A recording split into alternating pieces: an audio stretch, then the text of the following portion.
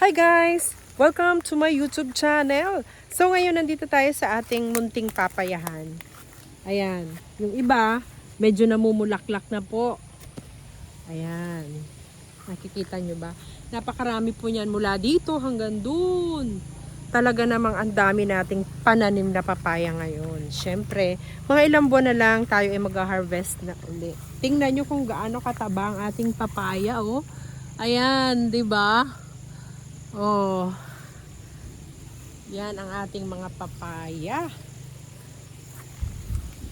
Siguro po ito mga 300 puno or 500 siguro. Kasi napakarami niya, no?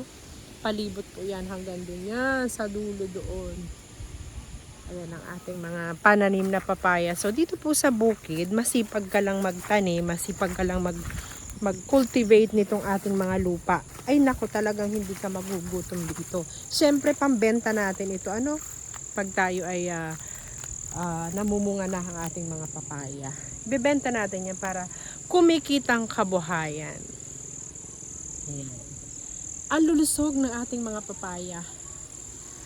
Thank you for watching. Follow for more.